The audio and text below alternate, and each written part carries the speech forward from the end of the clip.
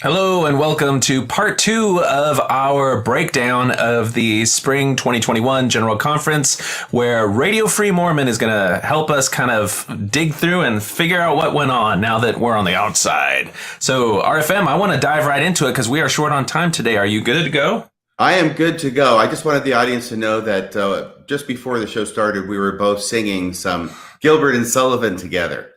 Did you want to give them a taste of that? I don't know. If you want to start. Do you want me to? I can do that. I understand that you played the Major General once in the Pirates of Penzance. Yes, that was a shining, glowing star in my memories and in my life as my dream.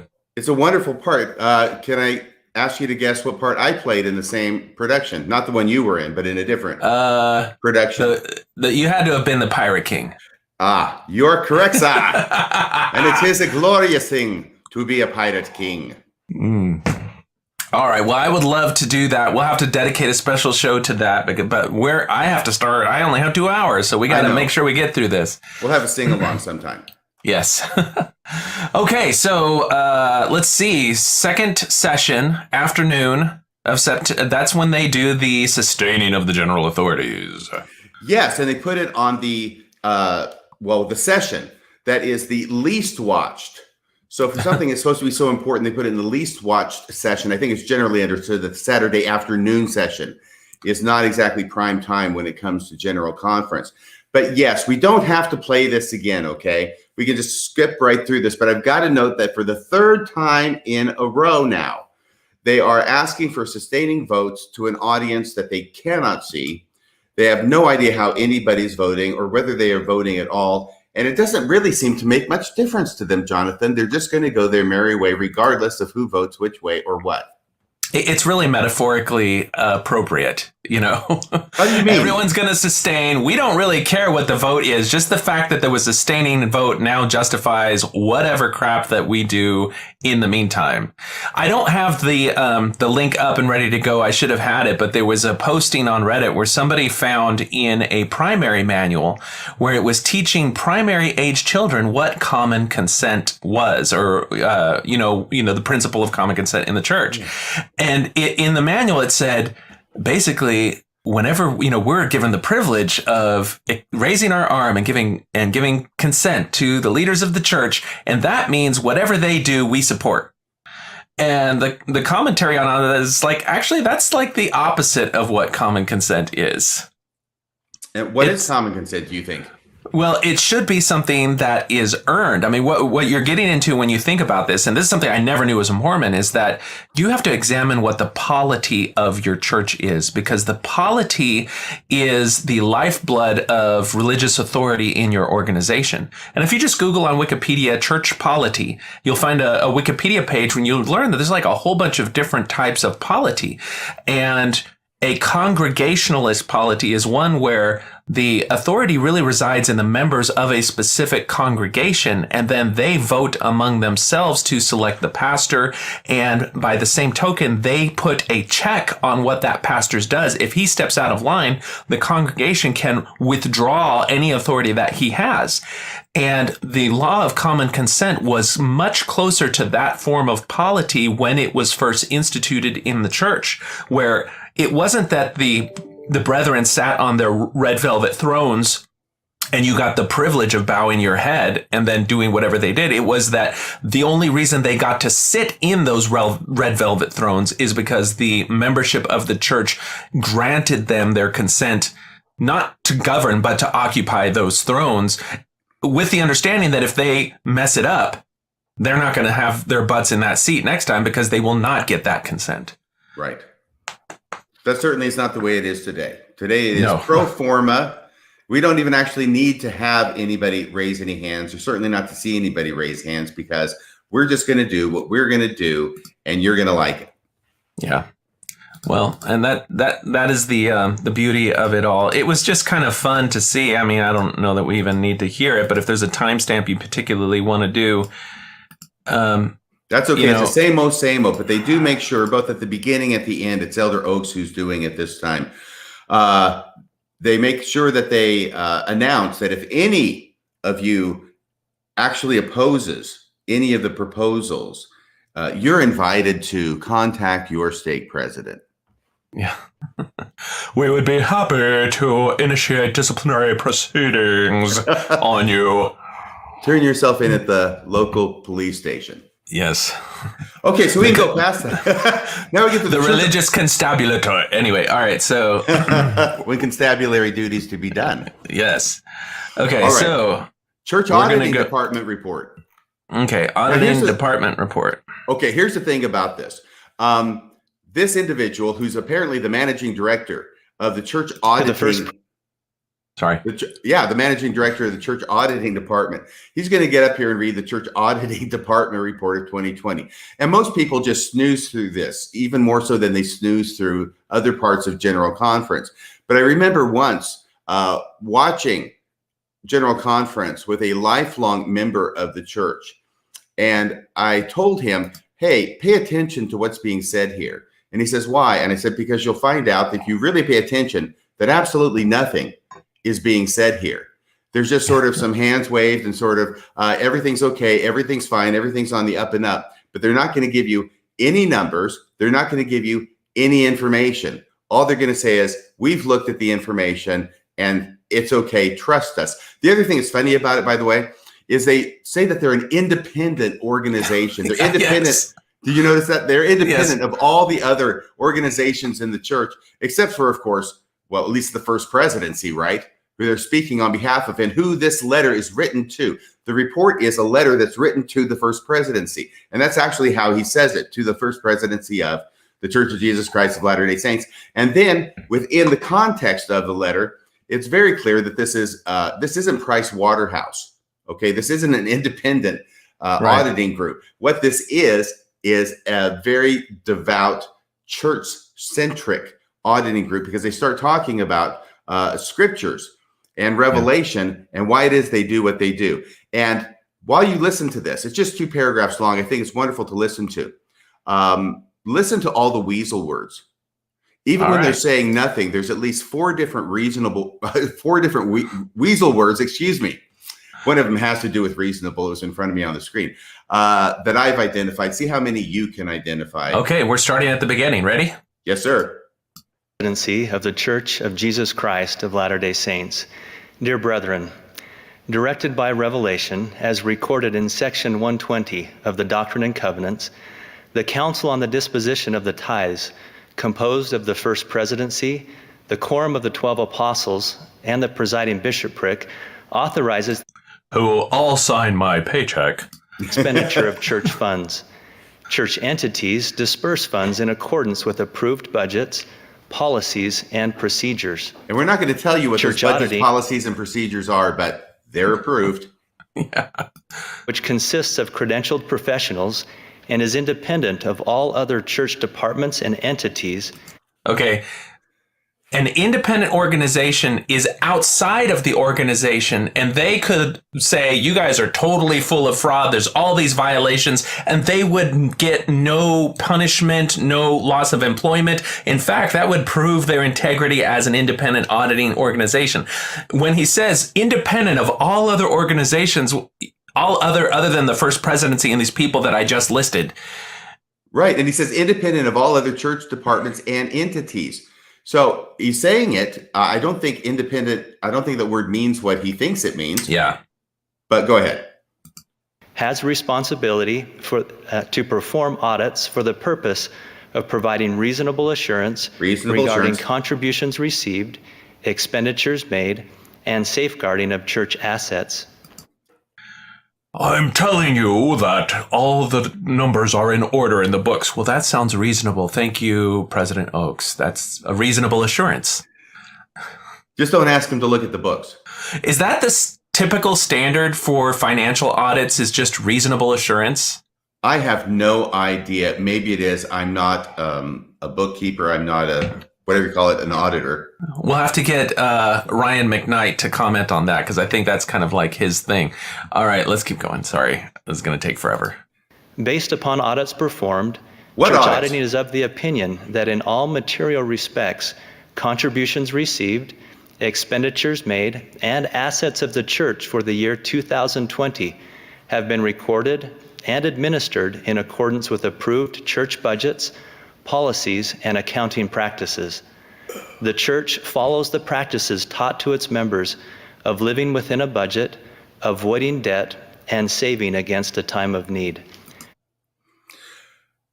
Boy, are they saving against a time of need. It would be nice if one of those times of need showed up. They're so saving against a time of need. I just want to mention reasonable assurance based upon audits performed. Okay, that's not really telling us what the audits were. Church auditing is of the opinion, there's three, that in all material respects, contributions received, etc., have been done according to the policies of the church. By the way, that entire paragraph would be true even if they had performed absolutely zero audits. Yeah. Because they say based upon audits performed. Not only that, that would be true if the secret internal working documents that established the approved church policies meant that you hide money and shuffle it into a third party entity. Well, if they do that, even if it was completely illegal, it was still performed according to church policy. And since there's zero transparency, nobody can know. Right. But this report still gets to be said. Yes. And from what we know about the way the church organization is structured and the people who know about the contents of the Ensign Peak fund, this guy doesn't know anything about it. He has no... Oh, that's true. He has no information about anything that goes on in that fund. That's only known by the first presidency and the presiding bishopric and the guy who's in charge of the fund itself. But if that guy gives him a reasonable assurance, oh yeah, everything's on the square, it's on the up and up, then, especially if he's a higher priesthood authority, then what are you going to do? He's a higher priesthood authority. He wouldn't lie.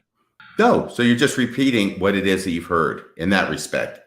But I think all he's talking about here is tithing received and the way it's been expended. Oh, no. You have to understand, if you look at the tithing receipt, okay, there's no such thing as tithing in the church. There is Schrodinger's tithing.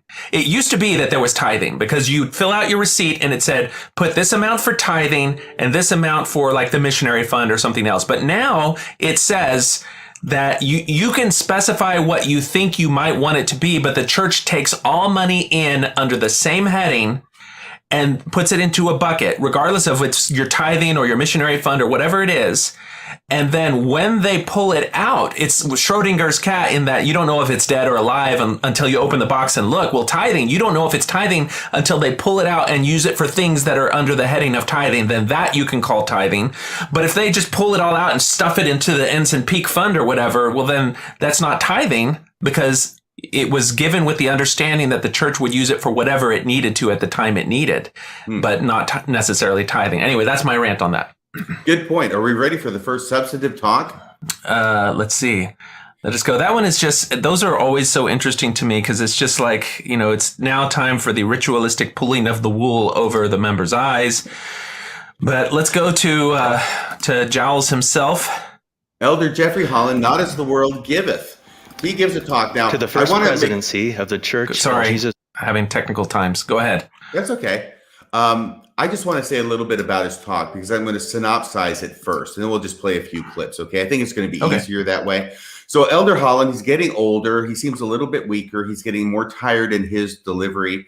He's sort of like the lion in winter, or as Bill Reel might call him, the liar in winter. Now, that would be Bill Reel calling that, not me. Okay. No. The lion in winter.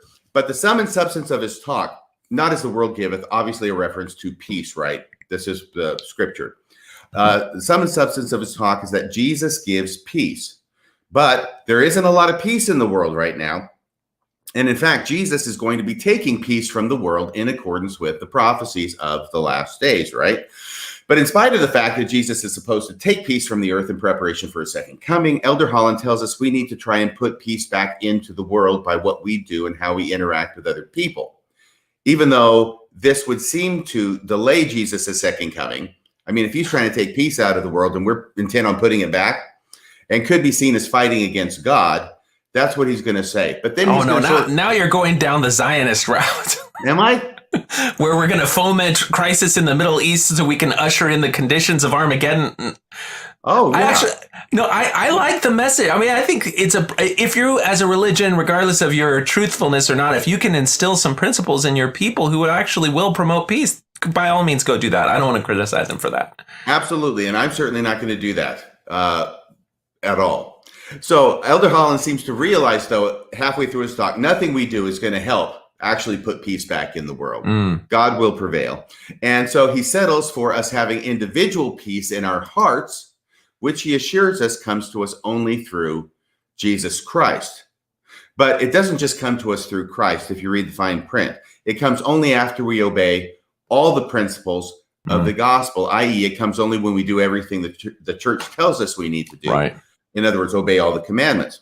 And of course, the flip side is going to be there always lurking in the background that if we are not feeling peace, then that's because we are not obeying all the commandments.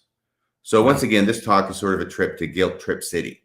Yeah. Okay. Is there a timestamp you want to start at? Yeah, timestamp 245. Just a couple of sentences here, because here he talks about the all the bad stuff that's going to be happening in the last days. Of course, my theory about latter-day contention isn't very original. 2,000 years ago, the Savior warned that in the last days there would be wars and rumors of wars, later saying that peace would be taken from the earth. Okay, there's that clip right there. So there's the idea about peace is going to be taken from the earth. Now, if you go to timestamp 357, which isn't much further on, he's going to talk about how we need to put the peace back into the earth. And he's doing it, by the way, in terms of this Great Depression. He says we haven't lived through a world war. We haven't lived through a Great Depression. And now he's going to give this extended metaphor with like banking terms about how we need to put deposits of peace back in the earth. You'll see what I mean as he goes on. We are, however, facing a kind of third world war that is not a fight to crush our enemies, but a conscription marshaling the children of God to care more about each other and to help heal the wounds we find in a conflicted world. The Great Depression we now face has less to do with the external loss of our savings and more to do with the internal loss of our self-confidence, with real deficits of faith and hope and charity all around us. But the instruments we need to create a brighter day and grow an economy of genuine goodness are abundantly provided for in the gospel of Jesus Christ. We cannot afford, and this world cannot afford, our failure to put these gospel concepts and fortifying covenants to full use, personally and publicly. Okay, so there he's talking about how we need to put peace back into the world. In fact, he goes so far as to say the world cannot afford our failure to put these gospel concepts, etc., and bring peace back into the world by the way we treat other people. So that much is clear, right? Did you have any comments about this so far? No, I mean, he's for that whole paragraph, I think, is speaking to the best aspects of Mormonism. It calls upon each individual to show and reflect the love that they have held up as an ideal in the Christ figure in their lives, in the world around them. And I think particularly when there seems to be so much chaos and almost, hatred around the world, calling people to act on those convictions is great. It goes a little bit into the gray area when he adds fortifying covenants to gospel concepts, because in Mormonism, covenants is a very specific thing that binds you to the expectations and demands of the church and its leaders. But for the most part, I'm okay with that message. All right, so now we'll go to timestamp 543. This is the part where he recognizes that this is a bit conflicting, what he's laid out so far. Peace is going to be taken from the earth, but he's saying to put peace back into the earth. How does that work? Well, we'll settle for having peace individually in our own lives and maybe those immediately around us. Okay. In spite of frightful prophecies and unsettling scriptures declaring that peace would be taken from the earth generally, the prophets, including our own beloved Russell M. Nelson, have taught that it does not have to be taken from us individually. So, this Easter, let's try to practice peace in a personal way, applying the grace and healing balm of the atonement of the Lord Jesus Christ to ourselves and our families and all those we can reach around us. Fortunately, even astonishingly, this soothing salve is made available to us without money and without price. Okay, so there's the end of that clip. So that's the part about how we need to apply peace personally and those immediately around us. But next, and I assume that you have no problem with that either. I have no problem with that. No, I think that is, there's a trend to, people have talked a lot about victimhood society, and that there's a trend in people seeing the world through the lens of how they are victimized, and that allows them to place themselves in a hierarchy of oppression and then use that for kind of moral grandstanding to demand change. And it's not just progressive change, it's revolutionary change. And if you talk anything about, okay, we're going to tear down the system, what are we going to replace it with? How are we going to move forward? There's not much in terms of plan beyond tearing down the system, but all that stems from finding that, not being content with what this message is, which is where if you can find personal peace, then you can deal with any conflicts. And that helps you deal not only with your own existential crises, but also with interacting with other people around you. When you're doing that from a place of personal peace, it's much easier to grant humanity to other people. So I actually really like this message. Right. Now he's going to go immediately into the next part, which is where he says that the way to get peace is to do everything that we are supposed to do. I'm pretty sure this is here. But he also says that we do this, we call down the powers of heaven, and it will resolve any kind of challenge that we might have in our life if we just do everything that we're taught to do within the LDS Church. Okay. Such help and hope is dearly needed, because in this worldwide congregation today are many who struggle with any number of challenges, physical or emotional, social or financial, or a dozen other kinds of trouble. But many of these we are not strong enough to address in and of ourselves. For the help and peace we need is not the kind the world giveth. No, for the truly difficult problems, we need what the Scriptures call the powers of heaven. And to access these powers, we must live by what these same Scriptures call principles of righteousness. Now, understanding that connection between principle and power is the one lesson the human family never seems able to learn. So says the God of heaven and earth.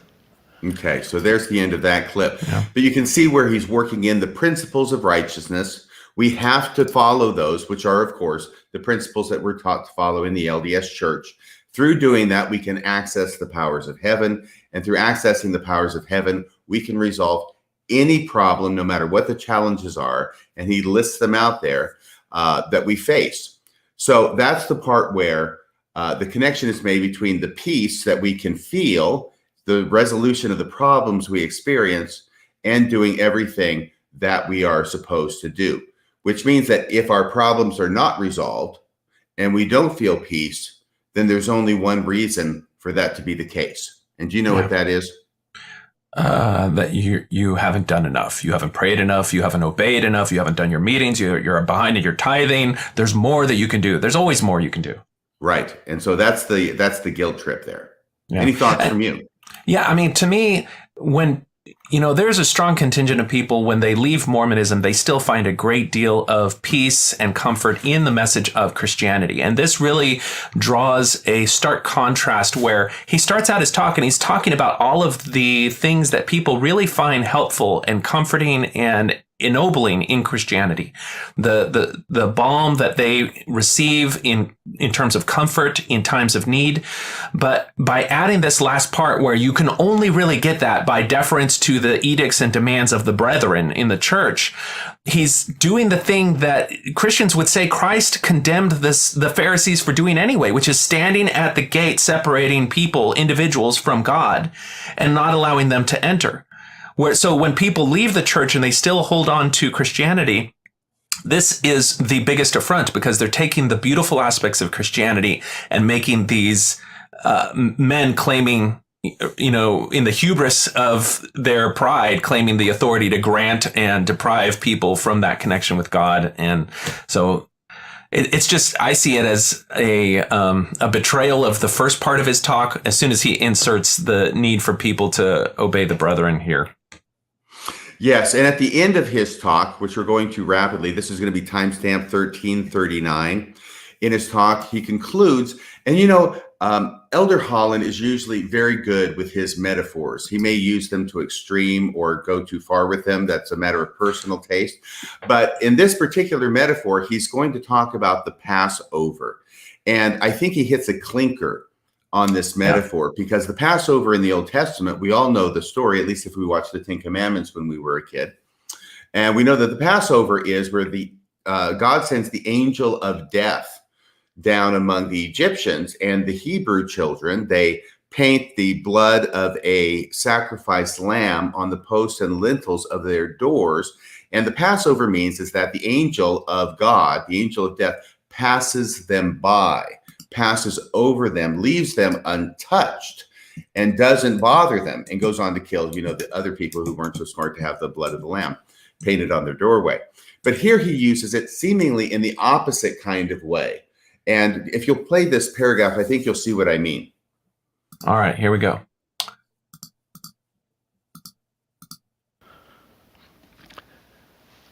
May I close where I began?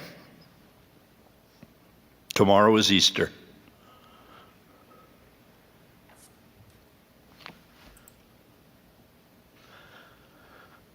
A time for the righteous principles of the gospel of Jesus Christ and his atonement to pass over conflict and contention, pass over despair and transgression, and pass over, ultimately, over death.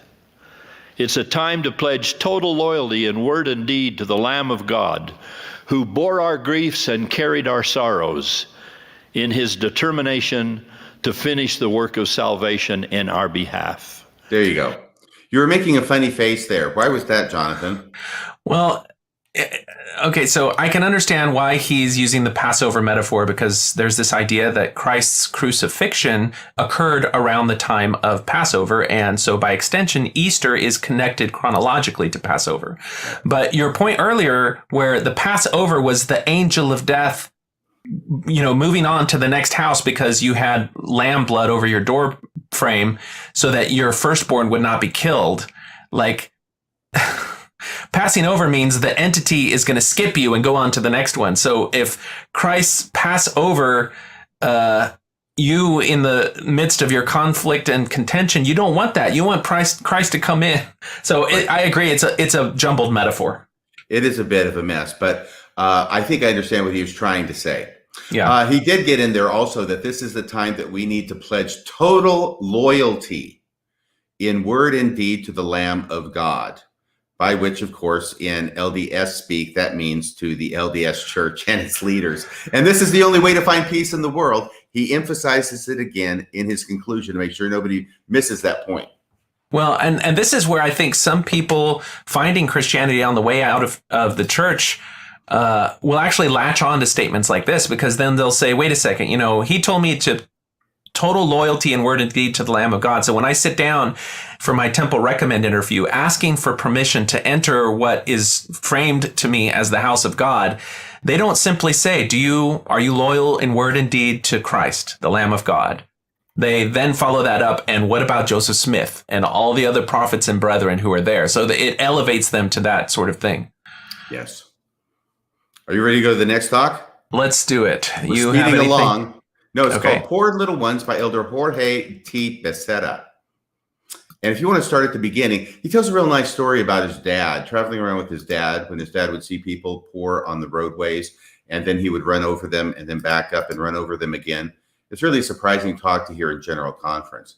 Actually, he doesn't say that. What he says is he would help them out from time to time with things that they needed. I just seeing if everybody was paying attention. I often thought if I was speaking in General Conference, I would sneak something like that in there just to see if people were paying attention. But can you play this first part of the story? Okay. As a boy, I remember driving in the car with my father and seeing individuals on the roadside who had found themselves in difficult circumstances or who needed help. My father would always make the comment, pobrecito, which means poor little one. On occasion, I watched with interest as my father would help many of these people, especially when we would travel to Mexico to see my grandparents. He would typically find someone in need and then go privately and provide that help that they needed. I later discovered that he was helping them enroll in school, buy some food, or provide in some way or another for their well-being. He was ministering to a poor little one that came across his path. In fact, in my growing up years, I cannot remember a time when we did not have someone living with us who needed a place to stay as they became self-reliant. Watching these experiences created a spirit of compassion towards my fellow man and for those in need. Okay, so I think that's a very nice message, one which we could and should emulate. Did you have any comments about that, Jonathan, before I tell a little story of my own? I don't know. Having people come and stay in your house sounds nice. It sounds like compassion and everything. It just immediately reminded me of Joseph Smith because he frequently had families, orphans, young children stay in his house. They took care of him, and then he would secretly become engaged to them. And that's just because that is a pattern for sexual predators to prey upon vulnerable people. And so to see that happen in Joseph Smith, it's just an uncomfortable thing. But that's because I know the history of Joseph Smith marrying his foster children. The audience members don't know that history. So, and he probably doesn't even know that history. So anyway, that's all came to my mind. But I agree that the principle of compassion, looking out for the, people in need is a good one. Right. So I just want to tell a little story here because when he talks about people living in his house and helping people out, it always brings up a certain story in my mind about my personal history. I'm going to share it here very briefly without a lot of detail, okay? This is back in 1992, so I can look back on it. It's almost 30 years ago now. So this has to do with when I was married to my first wife. We've got 2 little kids at home, and there is a young man. His name is Jim. I won't give his last name, though I should.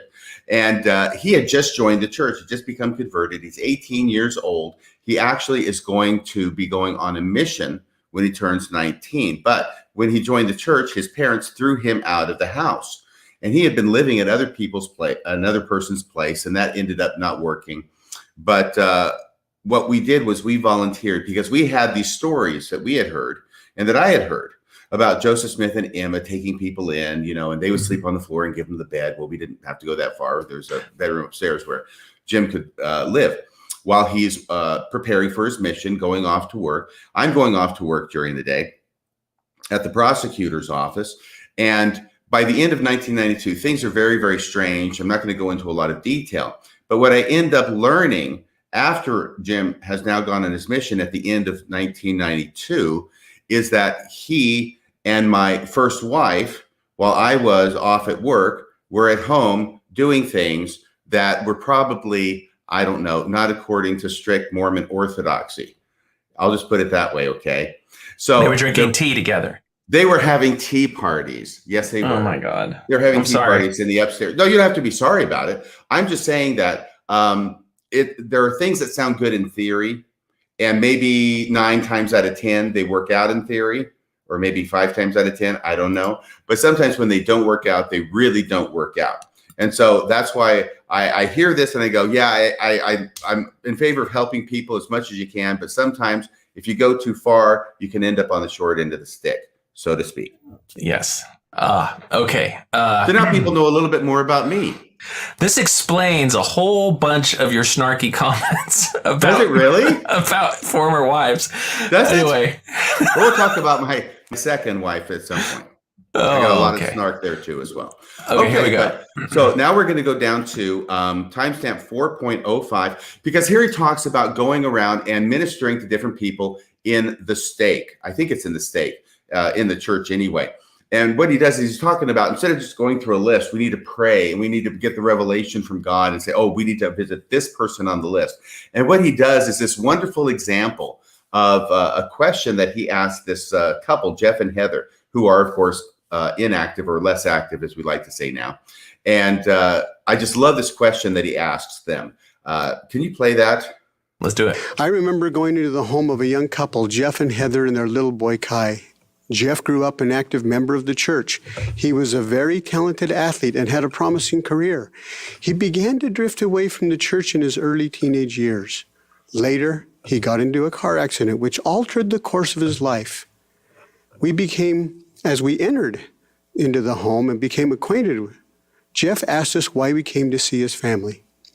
We responded that there were about 3,000 members who live within the state boundaries. I then asked him, Jeff, of all the homes we could have visited tonight, tell us why the Lord has sent us here. Boom. What are your I know you're a master of manipulation, not necessarily in performing it, but in how it's performed. What are your thoughts about that question? Oh, this is a brilliant example of religious cold reading. And so, if you Google cold reading, you'll see a bunch of different examples of it. But when you go to a fortune teller or something like that, there's different things that they do in their interactions with you that seem like you're just, interacting normally. But what they're doing is they're extracting information and they're binding you with the idea that they have some sort of special power. And this is a brilliant example of it, because he's planting the idea that they're there for a special reason, and then he's asking the individual to search in his own life to come up with whatever that special reason is, which we as humans are pattern-seeking people. We're going to find some special reason, whatever's on his mind, and bring it out. And now that instantly becomes the magical divine reason why we were here, and it's a miracle. It's absolutely a miracle, because they'll always find the reason. And of course, they're less active. And here come the leaders of the church. So why else would God be sending them to see them out of all the 3,000 members that we could have visited tonight? Why did the Lord tell us to come here and see you, Jeff? Yeah. And so, by the way, this is another thing, is that the general principle that he starts with about his dad helping the poor little ones, right? It segues into the main message, and this is unfortunately always the main message of Mormonism, which is that we don't help people for the sake of helping people. We always help people for the sake of either getting them to join the church or getting them to come back to church. And this is the whole idea. It's out of 3,000 members, right? Out of all the 3,000 members of the church we could have visited tonight, why did God send us here to you? And in fact, we're going to find out through the story that this visit was successful in the ulterior motive. I'm not even sure it's that ulterior at this point, of getting Jeff and his wife to come back to church. Can you play the tape there? Yeah, let's do it.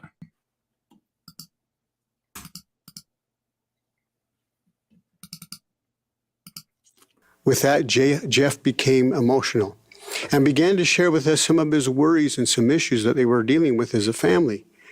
We began to share various principles of the gospel of Jesus Christ. We invited them to do a few specific things that might seem to be challenging at first, but in time would bring great happiness and joy. When President Whitworth gave Jeff a priesthood blessing to help him overcome his challenges, Jeff and Heather agreed to do what we invited them to do. Yay. About a year later, it was my privilege to watch Jeff baptize his wife, Heather, a member of the Church of Jesus Christ of Latter-day Saints. They are now preparing themselves to enter the temple to be sealed as a family for time and all eternity. Our visit altered the course of their lives, both temporally and spiritually. And it had the desired effect. Mm-hmm. That's exactly what we're talking about. We help people. And you see, I'm not trying to be super critical. It's just that I've been a Mormon for over 40 years and I know how it works, right? Yeah. I know that the idea is that almost every Mormon, and me for 40 years, we look at non-Mormons in a certain way. whether they're friends, whether they're whatever, and they are always prospective members. Yep. And we present ourselves in such a way as to try and give a good example of the church. We try and look for opportunities to talk to them about the church. And if we do something nice for them, it is always with the idea in mind that hopefully we'll be able to capitalize upon that in order to get them to either join the church or come back to the church if they are less active. And I think people in the church during the time you and I were, active will recognize the concept of friendshipping. Friendshipping was a concept that was taught, and that word was a very specific verb for finding out what your neighbors were interested in, targeting them multiple times repeatedly with their own interests, attaching that to membership and fellowship within the congregation until such point as they either joined the church or refused any more contact. And it basically made everybody into fake friends, because you could never actually have an authentic connection with your neighbors because there were always strings attached. And that message pervading the environment of any Mormon anywhere really started to have the effect of people not really trusting Mormons, and specifically not trusting their friendship. Kind of like how you wouldn't trust a car salesman who was always approaching you and asking you if it's not time to, maybe upgrade your vehicle or something. Or the MLM, anyone who's had to deal with MLM people, it's like you never know if they're actually real friends or if they're just trying to get into your life enough so that they can hit you with the sales pitch. Right. And at this point, I'm not going to go into detail about this experience I had back in October of 2019 on a hiking trail, and coming upon this lady who had taken a really bad fall. And ultimately, I think she had broken her wrist and she's bloody. But, I help her out. I mean, I don't just walk by her, for crying out loud. I help her out. We get some help for her. Won't go into detail. But all I want to express to you is that I had the distinct impression as I'm helping her, this exhilaration that I felt, that I could help somebody and not have to give her a Book of Mormon when we were done. Yeah. I could help her for the sake of just helping somebody. And it's an incredible feeling. Yeah. There was a article, I'll post it in the comments, that I wrote a few years ago after finding a pamphlet that specifically talked about this thing of friendshipping. It's called Why Are Mormons So Friendly? So if you're watching, feel free to check out that link. It has a complete breakdown of this thing, but I can really relate to the freedom of suddenly being able to just be a friend, just be a compassionate human for the sake of that alone. And that was like, there are a few little steps on my own journey out of the church. And one of them was letting go of the guilt that I would feel when I didn't want to be every member a missionary, because every member a missionary means every member can't have authentic friends. And so I switched a flip in my mind, and I said, I'm not going to push the church on people. I'm not going to push the Book of Mormon on people. I'm just going to be friendly. I'm going to try to if I think that the church has been a positive influence in my life, I'm just going to be who I am. And if that makes someone want to know about the church and they approach me, then I'll do it. But otherwise, just being a good person is good enough in and of itself.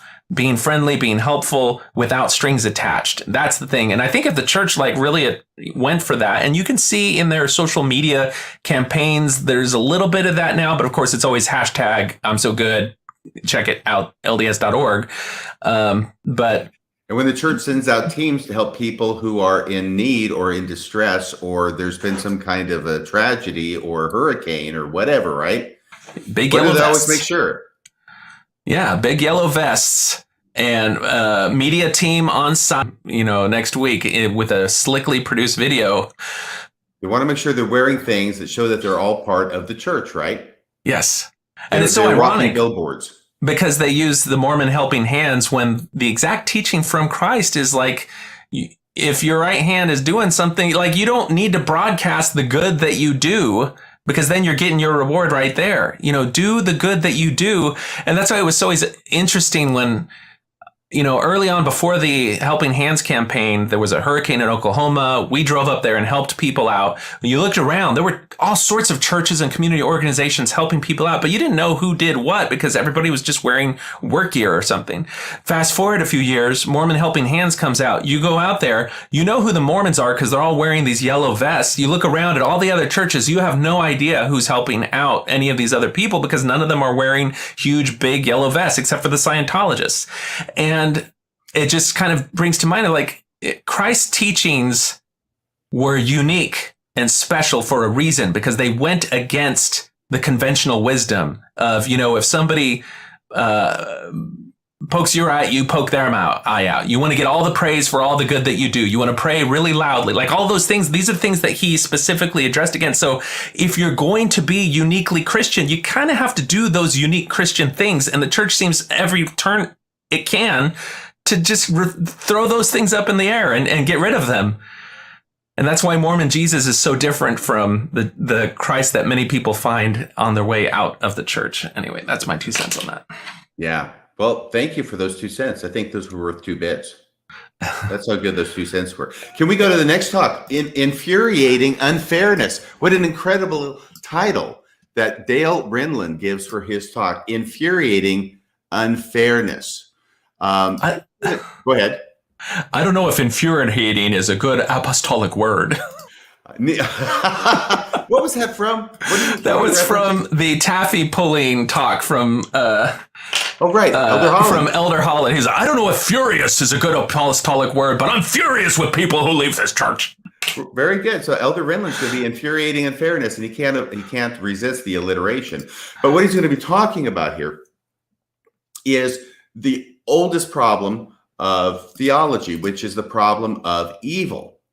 And he's going to take a crack at it in 15 minutes. He's going to try and resolve the problem of evil in 15 minutes. By the way, it's interesting. When I started doing these podcasts and looking at the different talks given by the different people and pulling them up individually, you'll notice that the apostles get 15 minutes for their talks. Everybody else gets 10. Had you noticed that? Oh, I hadn't noticed that, but that seems like a reasonable way to divide things, I guess. Right. So, but this is the technical term for this is a theodicy. Theodicy, theodicy. And that is the vindication of divine goodness and providence in view of the existence of evil. In other words, how can we make God look like not a horrible person for allowing evil to exist in the world? If God is all powerful and all loving, then why the hell does all this crap go down in the world? Yeah. That's the basic idea of the problem of evil. And so he's going to try and solve this in 15 minutes. To be fair, I want to be fair to him. He's going to say only the beginning. He's not going to say, I'm going to try and solve the whole thing. Okay. But we're just going to start with trying to solve it. And he starts off, also to his credit, with a very good example. He doesn't give a crappy example. I mean, he really goes to a really difficult example, which I believe was the mass genocide in Rwanda. That's good. It didn't start out with Marsha lost her keys. How can God be good if Marsha lost her keys? The problem is after starting with the genocide in Rwanda, he's going to go to examples that are like that. And he won't get very far from there. So he'll give simplistic explanations for simple problems in these examples he gives. But once he gets to the hard stuff, which is where the problem is, right? Mm-hmm. He throws up his hands and says, it's infuriating unfairness because we don't understand it and we can't understand it. There are things you wouldn't understand, Dottie. I won't do that again. No. We can't. You can always rely on you for a Pee Wee Herman quote. Oh, I'm a loner, Dottie. Okay. Are we going to get on with this? Yes, we can't understand it. But God will make it okay in the end. Sometime, somewhere, over the rainbow. He'll get to it. Trust us. What? What was that? Yu-Gi-Oh! Yu-Gi-Oh! Stop I thought it. you were playing a clip by example. No.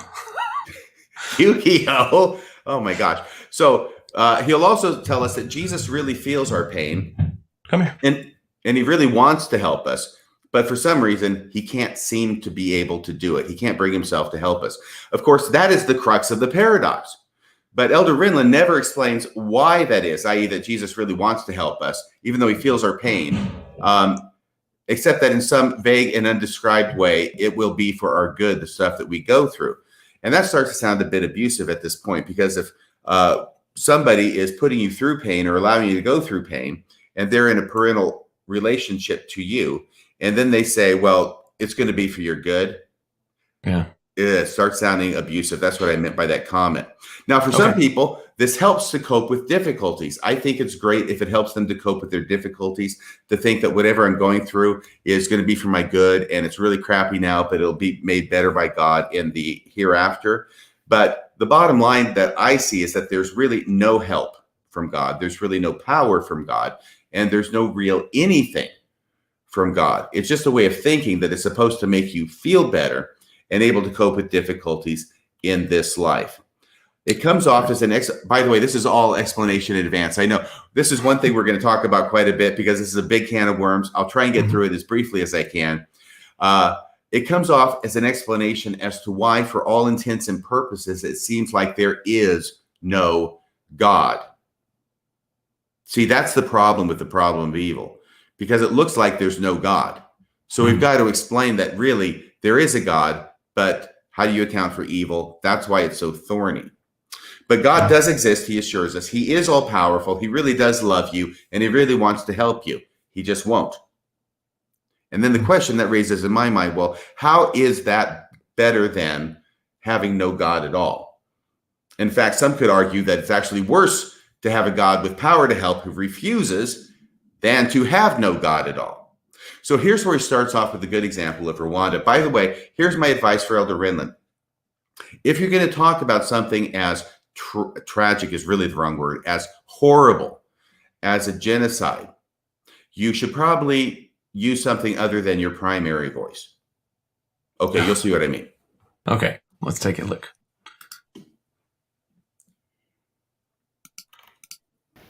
In 1994, a genocide took place in the East African country of Rwanda that was partly due to deep-seated tribal tensions. Estimates are that more than 500,000 people were killed. Remarkably, the Rwandan people have in large part reconciled, but these events continue to reverberate. A decade ago, while visiting Rwanda, my wife and I struck up a conversation with another passenger at the Kigali airport. He lamented the unfairness of the genocide and poignantly asked, if there were a God, wouldn't he have done something about it?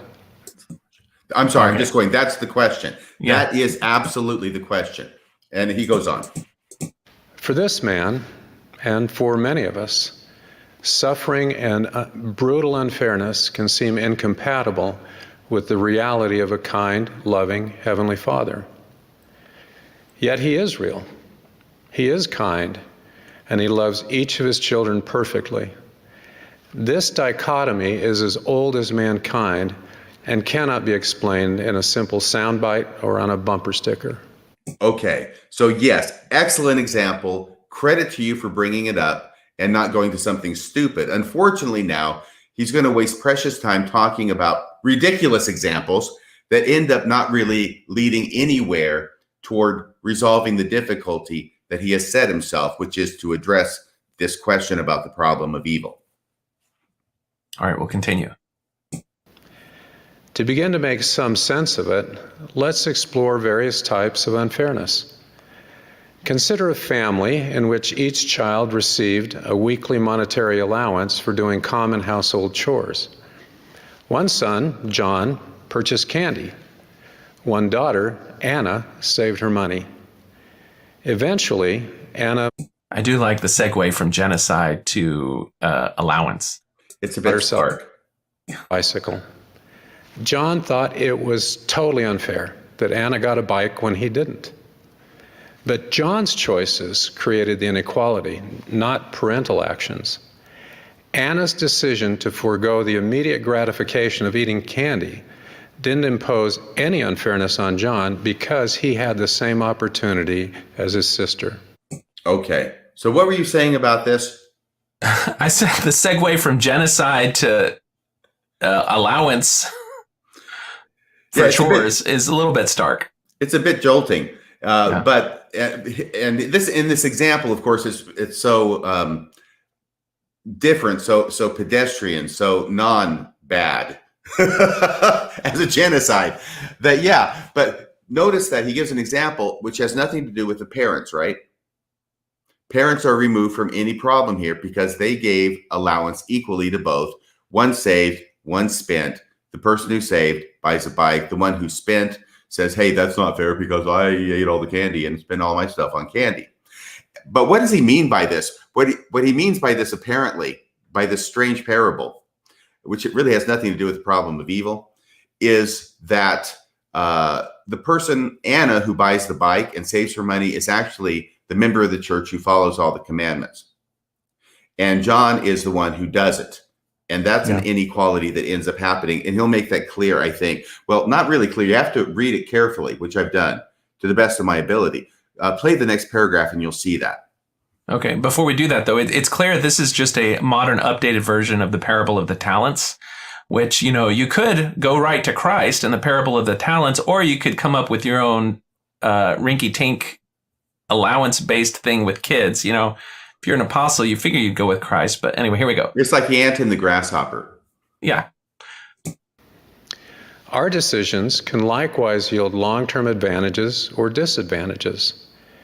As the Lord revealed, if a person gains more knowledge and intelligence in this life through his diligence and obedience than another, he will have so much the advantage in the world to come. When others receive benefits because of their diligent choices, we cannot rightly conclude that we've been treated unfairly when we've had the same opportunity. Okay, so I want to make a couple of comments here. Strangely, this story is only going to compound the difficulty of the subject he is addressing, which is the problem of evil. Because why should somebody be diligent in their choices to obey God when God isn't going to lift a finger to help them with their difficulties or when they are experiencing evil? Yeah. And an important point that came to me kind of late in my preparation is note that this message actually contradicts the message that Elder Holland gave earlier. The only way to solve the worst problems is through strict obedience to the commandments. That's what Elder Holland just got done teaching in this very session. Remember, that is the way to access the powers of heaven. But here, Elder Rinland is going to talk about why it is that God remains aloof, cold, and distant, even though we do everything we are supposed to do. Now, Elder Rinland certainly is attacking a problem that is in a more frank way, in a way that tries to deal more with reality. Actually, I think what he's doing is he's setting himself the goal of attacking a very difficult problem, but he's taken 3 pitches over the plate and he's whiffing every one, is really what's going on. But I want to give him credit for tackling it. So now he's going to give us another. Before we go to the next one, I think there's a subtext going on here, because he keeps talking about equality of opportunity, and that the differences in the setting of equality of opportunity between the benefits that somebody enjoys has to do with their diligence and obedience, their hard work, their saving. And what he's setting up is a meritocracy paradigm in a religious context that has much broader implications than simply religion. And that is that we're at a moment now where we are having national protests over the issue of inequality.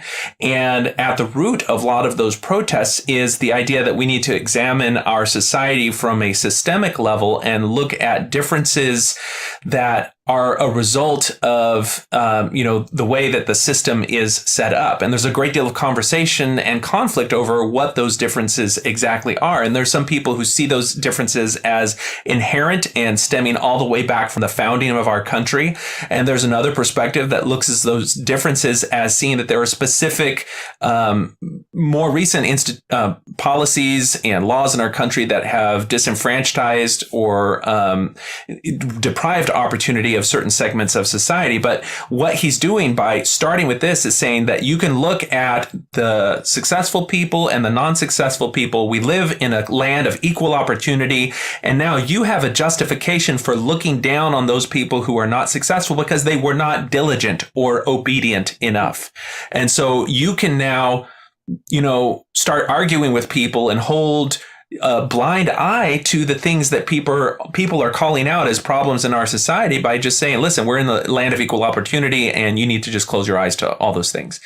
And I will admit, the world is much more complex than that. And it even goes back to the story of Job in the Bible. Like that, the whole thing there is, how do we figure out where the people who were diligent and were obedient and yet still have terrible things happen to them? It flies in the face of this exact logic, because he's giving the very logic, the prosperity gospel logic, that story was meant to undo and unwind and explain. So, it's it really is a kindergarten level theology that he's going to that matches his primary voice. This is not St. Augustine or C.S. Lewis really wrestling with religious concepts and trying to make sense of them. Right. He's using kindergarten reasoning to try and solve a college level problem. Mm-hmm. All right. So we can go on. All right. Unless there's something you want to respond to on that. No. All right. This is his second example. Another example of unfairness stems from a situation my wife Ruth encountered as a child. One day, Ruth learned that her mother was taking a younger sister, Merla, to buy new shoes. Ruth complained, "Mom, it's so unfair. Merla got the last new pair of shoes." Ruth's mother asked, "Ruth, do your shoes fit?" Ruth replied, "Well, yes." Ruth's mother then said, "Merla's shoes no longer fit." Ruth agreed that every child in the family should have shoes that fit. Although Ruth would have liked new shoes, her perception of being treated unfairly dissipated when she saw the circumstances through her mother's eyes. Okay, so there's a second example. Now, the point of the story is that sometimes we think we are being treated unfairly when actually we are not. The unfairness is in the perception rather than in the reality of the situation. And I think there's a certain amount of, value in understanding that. Also, sometimes we need to put our problems in perspective when compared with the problems of somebody else. But again, in the context of what he's addressing, I see this as a dodge because it comes from a position of limited resources. We can understand that within a family who's got a bunch of kids. I mean, it's a good Mormon family, right? As Elder Neil Anderson will tell us later, we got to have kids like hell isn't having any. So they got to have shoes, and we only have so much money, so we can only buy so many shoes for so many kids at a time. Merla doesn't have shoes that fit, so she needs the one who needs the shoes. But like I say, that's a position of limited resources. God's resources are not supposed to be limited.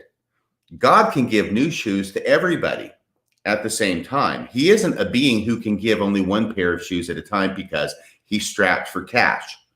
Also, changing our perception may be helpful psychologically, but it doesn't really change anything in reality. I mean, in other words, our troubles persist even if somebody else has it worse. And I've been in bad positions, and I've thought of other people who had it worse, and it made me feel better for a little while. It's like the old saying that I learned from Paul H. Dunn, by the way. I had the blues because I had no shoes, until upon the street I saw a man who had no feet. So recognizing others have it worse can help us mentally for a time, but it does nothing to put shoes on our feet, right? To summarize, the problem of evil persists even if other people have it worse than we do. It doesn't really connect or help solve that problem.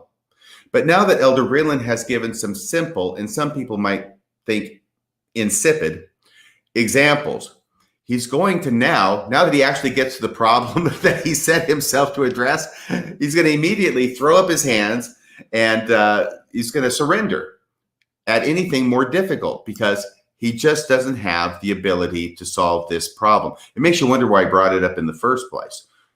Did you have anything you want to say before I play the next quote? No, I think we should move on. So right after these two simple examples, this is what he says. Some unfairness cannot be explained. Inexplicable unfairness is infuriating. Unfairness comes from living with bodies that are imperfect, injured, or diseased. Mortal life is inherently unfair. Some people are born in affluence, others are not. Some have loving parents, others do not.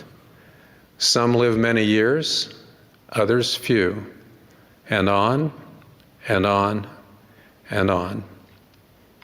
Some individuals make injurious mistakes even when they're trying to do good.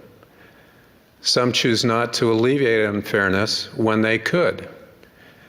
Distressingly, some individuals use their God-given agency to hurt others when they never should. Right. So he's done a really good job, once again, of listing all the ways in which life is unfair, in which you would think that if God loves us and has absolute power, he would be able to help us. But he starts this paragraph with his ultimate conclusion. He says, why is life so unfair sometimes? And then his conclusion is, some unfairness cannot be explained. So that's where he throws up his hands. Maybe it's a good thing that he doesn't try to explain it, because I think that this problem has resisted the efforts of the best theologians for the past 2,000 plus years to actually solve the dilemma. And they've tried to do it in much more than just 15 minutes.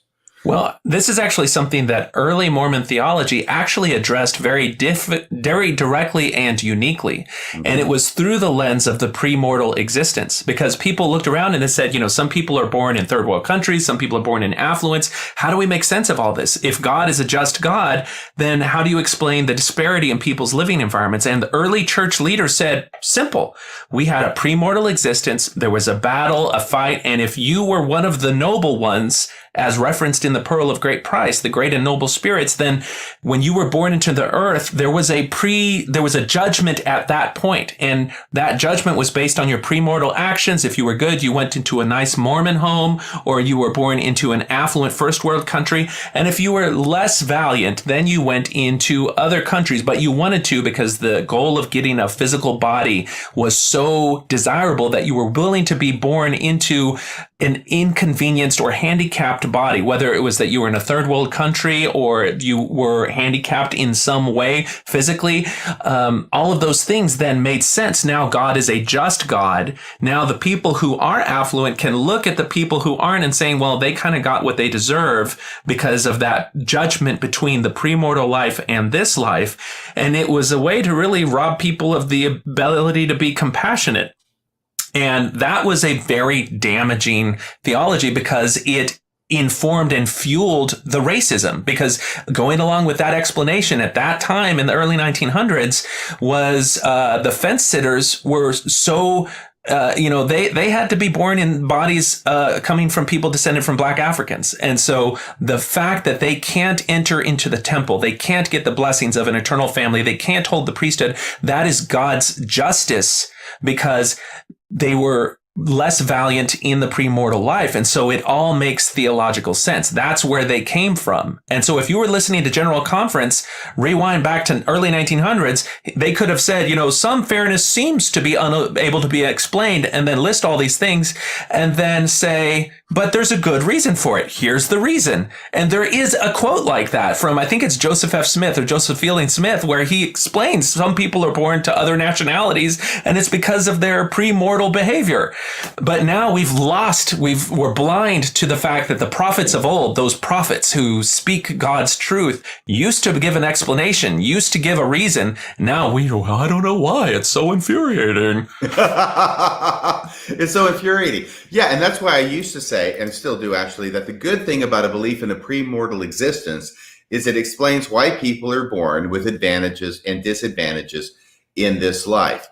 The bad thing about belief in a premortal existence is it explains why people are born with advantages and disadvantages in this life.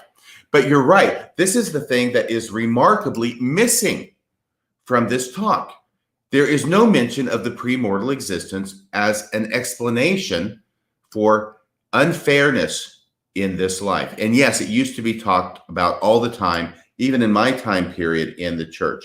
And I don't know if I heard it in General Conference or if I read it in Joseph Fielding Smith's Doctrine of Salvations, like you talked about. But yeah, it was definitely there. And on a surface level, it was very helpful, right? Especially since I'm one of the white guys who ended up joining the Mormon church. So I'm at the top of that hierarchy from the premortal existence. I was probably one of the generals in the armies. Yes. But yeah, that absence that's an explanation for nepotism, is that the great and noble ones clustered in families. And so it should not be a surprise that the son-in-law of Spencer W. Kimball is a general authority, because he was, closely knit to the great and noble spirits in the premortal existence. Oh, okay. Very good. Very good. Yes. I think, though, that he avoids it intentionally. I think this is being de-emphasized. I don't know that we talk about that. I don't know that we emphasize it anymore, this connection between the premortal existence and the states in which we are born. There's an example that I found, which was about Harold B. Lee.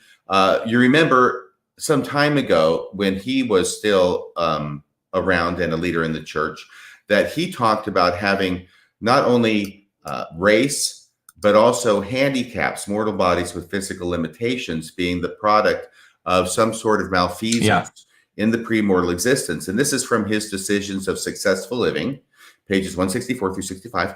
The privilege of obtaining, this is him. This is Harold B. Lee writing. The privilege of obtaining a mortal body on this earth is seemingly so priceless that those in the spirit world, even though unfaithful or not valiant, were undoubtedly permitted to take mortal bodies, although under penalty of racial or physical or nationalistic limitations. And that's the exact kind of statement that you were talking about. Mm-hmm. Now, I do note that in the handbook, from Handbook 2, which is now obsolete apparently because they got rid of this, but this was from Handbook 2, 21.1.26.2. That's the reference. By the way, this is not a legalistic religion. So it was Handbook number 2, 21.1.26.2. Sounds like Barney Fife in the old Andy Griffith show. Yeah. Leaders and members, this is what it said. Leaders and members should not attempt to explain why the challenge of a disability has come to a family. So obviously when they wrote this, they are now parting company with Harold B. Lee and what he had said in decades past. He did say that a challenge of a disability has come to a family and attempted to explain it. Now the handbook, or at least just a few years ago, the handbook said that leaders should not attempt to explain why the challenge of a disability has come to a family. They should never suggest that a disability is a punishment from God. Yeah. Nor should they suggest that it is a blessing to have a child who has a disability, because it went from penalty with Harold B. Lee to a blessing with subsequent leaders. And now they're just saying, we just need to leave that whole thing alone. And not because when you say it's a blessing, that still ties performance, the character of your spirit in the premortal world to your reward now. Right. And it's also, well, I think we all know what it is to say if something horrible happens in your life and, but it's a blessing. It's a blessing. Yeah. Oh, my Lord, really? But now they've gone from penalty to blessing to we're not going to talk about that. And I think that Elder Renlund's talk reflects that new policy, that we're not going to make any connection. This is another example. This is the one from Joseph Fielding Smith. There's a reason why one man is born black with other disadvantages, while another born white with great advantages. The reason is that we once had an estate before we came here, and we were obedient more or less to the laws given us there. And those who were faithful in all things there received greater blessings here, and those who were not faithful received less. Yes. Yes. All right. And you found that on the fly, by the way. I just want everybody to know. By the way, why are you black and white and I'm in color here? You look like Dorothy Gale before the cyclone. Well, there needs to be before, I'm in outer darkness and you're in Technicolor. I'm in Oz, baby. Yeah. Okay. By the way, I've just realized, just so you know, Jonathan, I'm looking at the clock. It's 8:14 where I live, which means we've got 45 minutes. I have relieved myself of all responsibility for trying to get through all the talks. Okay. So we're going to definitely get through his, and because there's some wonderful stuff, especially when we get to one particular word that starts with an M, and I think you know what that word is, and because we're going to want to talk about that too and have a lot of fun with it. But so we talked about all this stuff. Now, can you continue? I think it's just continuing to play his talk. I had made all these notes in between. Okay. So I posted a link. There's an article I wrote a few years ago called The First Estate, the Mormon Ring of Power, that dives deep into the origin of this concept of the premortal existent providing justification for everything. And it has all of the links in context, and you can go find it there. So let's move on then. Should we just continue on his theodicy? You, sir, are a gentleman and a scholar. And yes, let's continue. All right.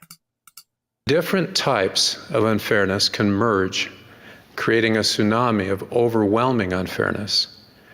For instance, the COVID-19 pandemic disproportionately affects those who already are subject to multifactorial underlying disadvantages.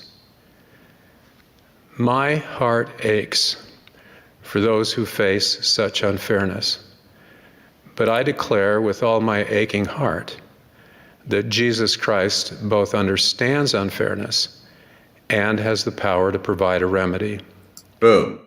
That's the problem. That's the problem. I declare with all my aching heart that Jesus Christ understands unfairness and has the power to provide a remedy. Okay, so why doesn't he? Which you can obtain for yourself for the low, low price of 10% of your income for the rest of your life. 3 payments of $19.99 a month. No, absolutely. That's the problem. I declare it with all my aching heart. Well, I don't care if you declare it with all your heart, if it's aching. The problem is that if you're going to say that Jesus Christ understands unfairness and has the power to provide a remedy, what the hell is he waiting for? And that's the problem of evil, right? Like I say, he does a really good job of setting it up, but not so good in answering it.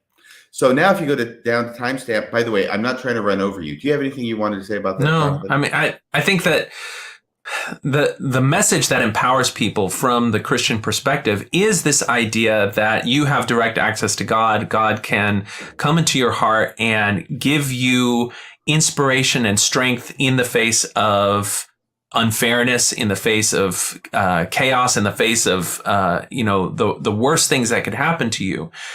And it just that should be kind of the message that they're going for, but they always tie it to participation and obedience in the church that then puts you on that cycle of inadequacy. And he just kind of handles the empowering aspects of Christian tradition very clumsily.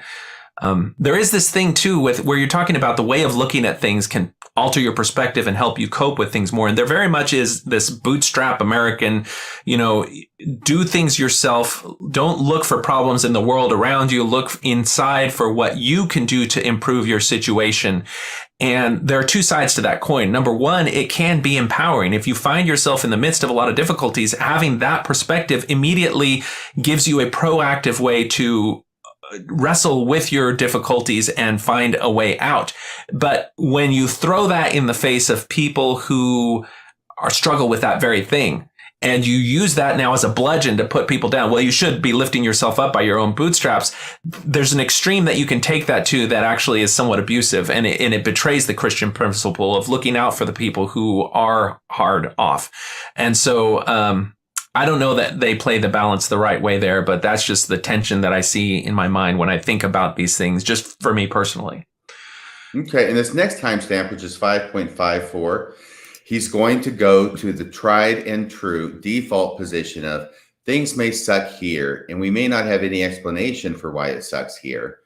And God's apparently, though he loves us and could help us out, is still going to let us have things suck here. Eventually, God's going to get off his royal arse, and he's going to help us, but it'll be long after we're dead. He'll make everything okay in the future. He's not going to do it now, but we can trust that he'll do it in the future, even though he's not going to do it now. So this is this part now of his talk. Because Jesus Christ endured the infinite atoning sacrifice, he empathizes perfectly with us. He's always aware of us and our circumstances. He just won't do anything about it. In mortality, we can come boldly to the Savior and receive compassion, healing, and help. Except not really. Even while we suffer inexplicably, God can bless us in simple, ordinary, and significant ways. As we learn to recognize these blessings, our trust in God will increase. In the eternities, Heavenly Father and Jesus Christ will resolve all unfairness. We understandably want to know how and when. How are they going to do that? When are they going to do it? To my knowledge, they haven't revealed how or when. What I do know is that they will. Okay, your thoughts about that, Jonathan? Well, I think that's the brilliant segue into The Exorcist 3. I would only repeat that regardless of whether or not you believe in God or believe in Christ, the way that Christian religions or some Christian religions use the concept of a caring father who at the same time wants you to succeed, wants you to be empowered, that message can be used to bring you out of despair. And, if you are completely overwhelmed with depression and despair, then you're disempowered helping yourself.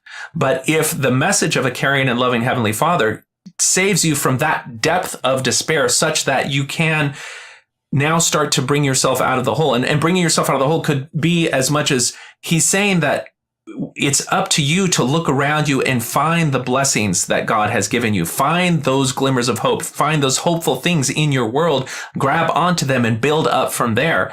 And that is, whether it's done in religious words or whether it's done in, psychological words where your therapist is trying to use cognitive behavioral therapy to have you not catastrophize things, to keep things in perspective, to find goodness and to pursue those things, because there is this cycle of depression and helplessness that happens if you only dwell on negativity, and it requires a directed effort to suppress that mental trap and move on to being able to find some positivity and build from it. This is a religious way to frame that process, which does have a utility. It does have some helpfulness to it. Whether you find it from cognitive behavioral therapy or from a religious paradigm. So I think there's some positive aspects to this. Right. Well, when I think of the problem of evil, I immediately think of the movie Exorcist 3. And the reason for that is because this is the actual sequel to The Exorcist. The Exorcist 2 is a piece of schlock. It should be forgotten. I think it mostly has been. But Exorcist 3 is actually Exorcist 2. It's actually the sequel. It's actually the movie that's based upon the novel that was written as the sequel to The Exorcist. Anyway, Lee J. Cobb is not available anymore to reprise the role of, was it Lieutenant Kinderman, I think it is. Because he passed away. And so they get George C. Scott to play the detective. And here, George C. Scott is talking with his dearest friend, who's also a Catholic priest. I think it's Father Dyer. And they're sitting at a little pub or something like that. And they're talking about religion from different points of view. And of course, obviously, the Catholic is talking about it from the religious point of view, where he makes a lot of the same points that Elder Renland has just been making, including, he'll set everything right at the end of time. But George C. Scott is not exactly buying it. And so if you'll play this, I think it's really, oh, by the way, there's 2 cultural references in here that I have to bring up. First off, the name Phil Rizzuto is mentioned. Do you know who Phil Rizzuto is? No. Okay, he was a shortstop for the Yankees. Okay. He's very famous. So Phil Rizzuto's name gets mentioned, just a cultural reference. And the other one is Billy Burke, which is a name that gets mentioned. And Billy Burke was once very famous, is still now a little bit famous, but she's most famous. It's a woman, first off. It's not a guy named Billy. It's Billy Burke, a woman, female actress, most famous for playing Glinda, the Good Witch of the North, in The Wizard of Oz. So those 2 references are made. It's helpful to know who they're talking about to understand the point that's being made. So here we go with this wonderful scene. It's only about a minute and 9 seconds long, from a great movie with a great actor. Let's do it. Yes, the Gemini's dead. Oh, that's not it. We all know that, but that's not it, my all friend. The stories in the Hey, that's not it. Oh, that was the link you sent me. Oh, I know, but I sent that to you this morning just so you could see it. The great actor is so fantastic. But that's not the link. That's okay. Don't worry about it. I love this thing, but it doesn't have anything to do with the problem. I got you. Here you go. Okay. That's the one. Okay. Thanks for correcting me on that. Okay, here we go.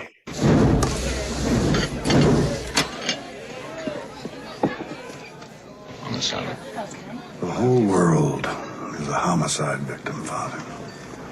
Would a God who is good invent something like that? Plainly speaking, it's a lousy idea. It's not popular, Father. It's not a winner. There you go, blaming God. Who should I blame? Phil Rizzuto? You wouldn't want to live forever. Yes, I would. No, you wouldn't. You'd get bored. I have hobbies. In the meantime, we have cancer and mongoloid babies and murderers, monsters prowling the planet, even prowling this neighborhood, Father. Right now, while our children suffer and our loved ones die, and your God goes waltzing blithely through the universe like some kind of cosmic Billy Burke. Bill, it all works out right. When? At the end of time. That soon? No, we're going to be there. We're going to live forever, Bill. We're spirits. Oh, I would love to believe that. It's that kid that got killed on the dock, isn't it? I heard it on the news. You want to talk about it? That's good. All right. It goes more into the plot of the movie, which I encourage everybody to watch. But yeah, that wonderful scene there, wonderfully acted, talks about the problem of evil. And here's the problem being enunciated. Here are the standard religious responses, and then the obvious responses from the person who's not a believer. How I would love to believe that. Okay. But obviously, George C. Scott is having trouble believing it, because if what's happening right now in the movie and the things that he sees and knows exist are happening now, and God's not helping, what basis should he have to believe that God is going to change his tune and suddenly start helping sometime down the road after everybody's dead? Yeah. So I'm so glad we got that clip in there. I love having movie clips, and I love that you can put it up there, and eventually the right one too. Yeah. Hey, there we go. Good job. Thank you. So if you go to timestamp 746, okay, he's going to reiterate this final, it's the last stitch. It's always what it comes to. It's at the end of time. He's going to help us at some point, but we don't know when, we don't know where, we don't know how. As far as I know, Revelation hasn't answered that question. You know, how many times do we have to have our apostles, our prophets, seers, and revelators tell us what they don't know? Yeah. Well, Revelation hasn't answered that question. What they mean is it's not in the scriptures. Well, why do we have prophets on the face of the earth who are supposed to have direct communication with God if they are limited by what's written in the scriptures the same way as everybody else is? They don't seem, I mean, the thing is that time and time again, you get an inkling that really they don't have any special connection with God. And this is one of those points where he says what we played before, but he'll say it again here in timestamp 746. We've got to hold those questions about how and when. And in the meantime, we just focus on being a good Mormon and doing what we're supposed to do, right? Here it is. All right. We can try to hold our questions about how and when for later and focus on developing faith in Jesus Christ, that he has both the power to make everything right and yearns to do so. He just can't do it. For us to insist on knowing how or when is unproductive and, after all, myopic. Myopic! He said the word. I'm so excited. Do you know why I'm so excited he said the word? Because he's virtue signaling to the good Dr. Russell M. Nelson that he paid attention during the October 2020 conference, where in an act of prophetic compassion in one of his grandchildren's lives or whatever, she was struggling with her husband who was having difficulties with his testimony or something, or with the death of a child. I forget what it was. And he's like, well, that's myopic.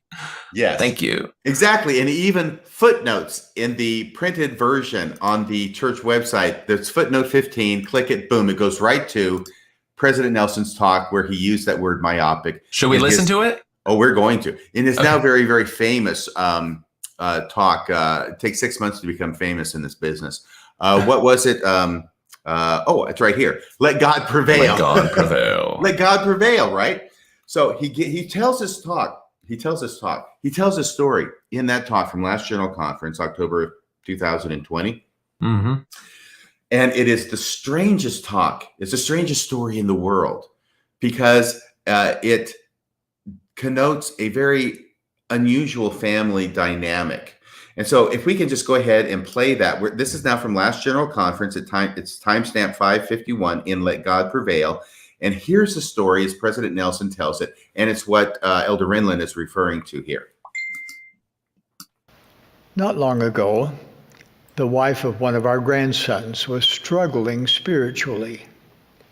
I will call her Jill. Despite fasting, prayer, and priesthood blessings, Jill's father was dying. She was gripped with fear that she would lose both her dad and her testimony. Late one evening, my wife, Sister Wendy Nelson, told me of Jill's situation. The next morning, Wendy felt impressed to share with Jill that my response to her spiritual wrestle was one word. The word was myopic.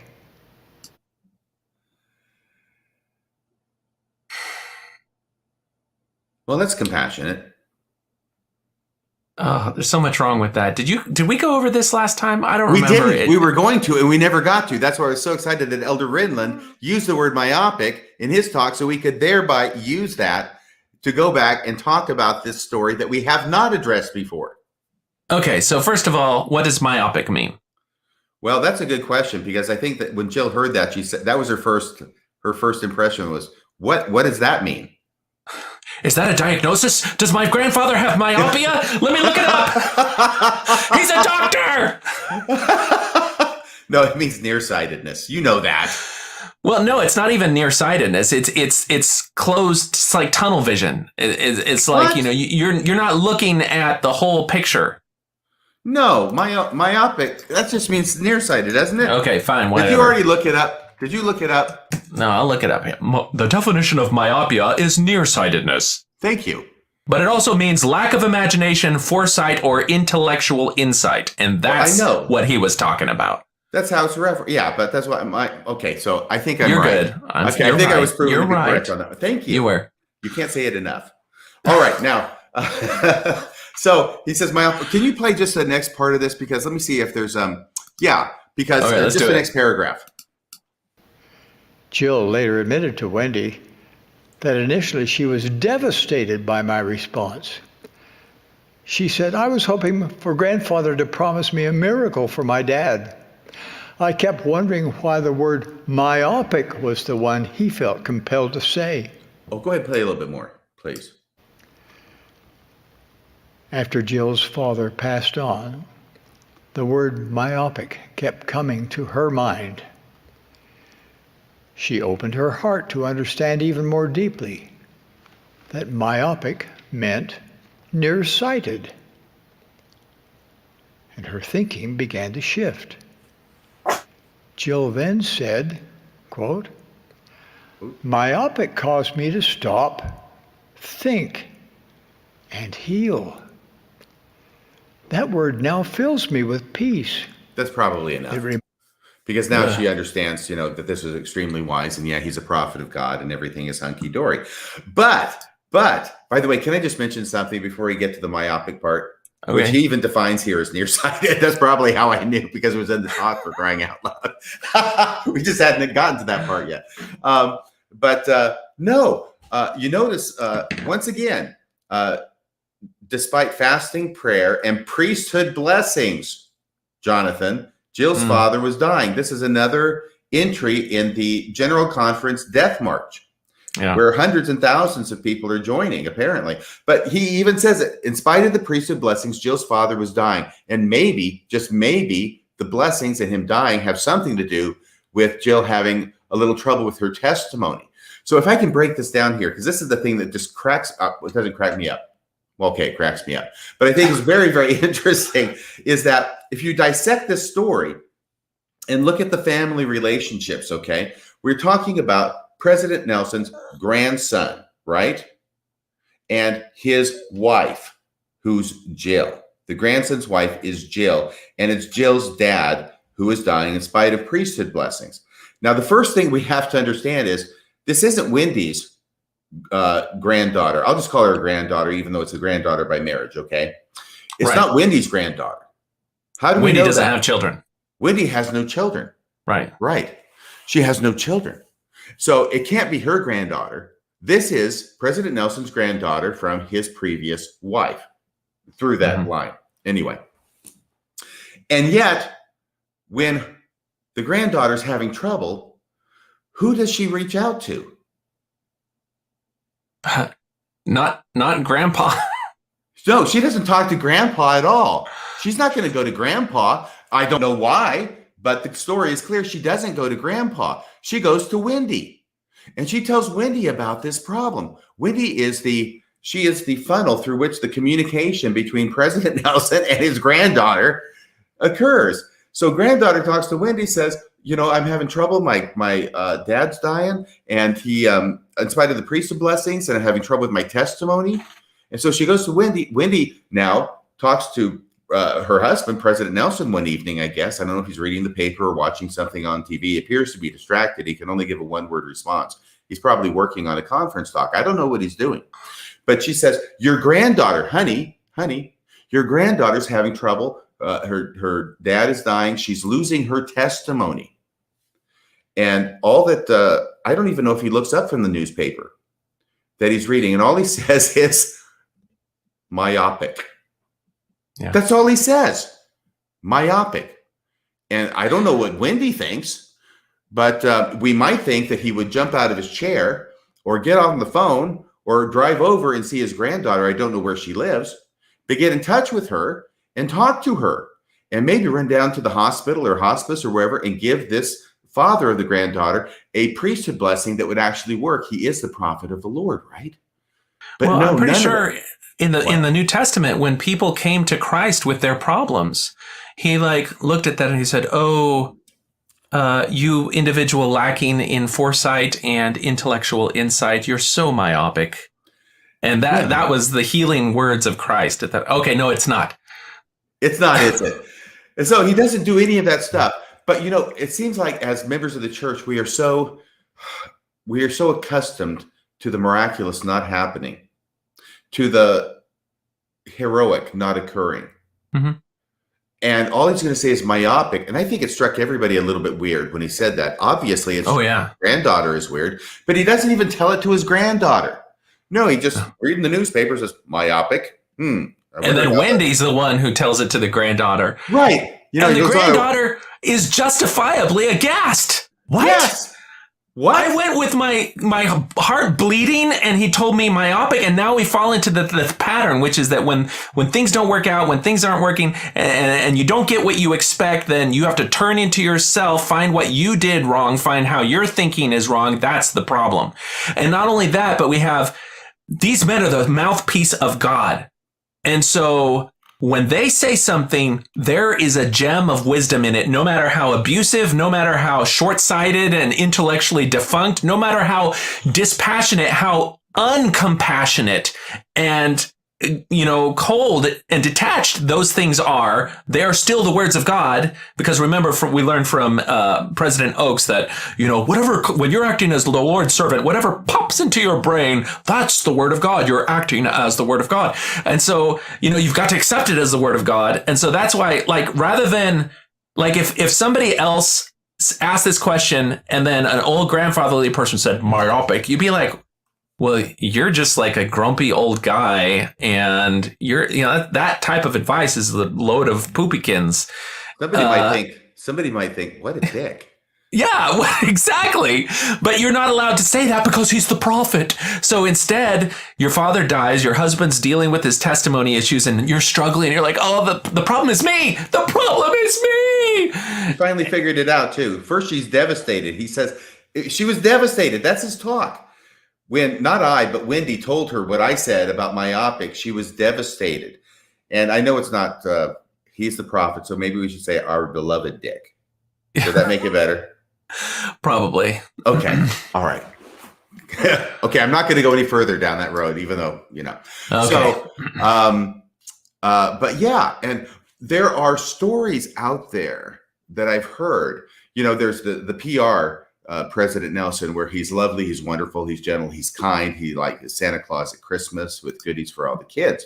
And that's the way he always is. But then there's these other stories about when he was a surgeon and how he was extremely short, unkind, brusque, rude, blah, blah, blah, which is totally, understandable of a surgeon. Right. That's the stereotype of the surgeon. And that's I need to cut through all the crap and get to what to be done. And I have the experience. It's my experience that's going to heal people on the operating table. And there is, there's a need for some degree of assurance, and because they're dealing with life and death, they have to be able to be very direct, and people have to respect their authority in that regard. But at the same time, if you're on a team, which every surgeon is, other people are going to have eyes on things that you may not have, and you have to be able to listen to other people. And it's not just my word or the highway, but that is bleeding into his religious paradigm. Yes, and the only reason I'm bringing up those stories is not to say that they're true, because I don't know. I wasn't in the operating room, and if I was under anesthetic. But he says in the story, that aspect of him appears to come out. Mm-hmm.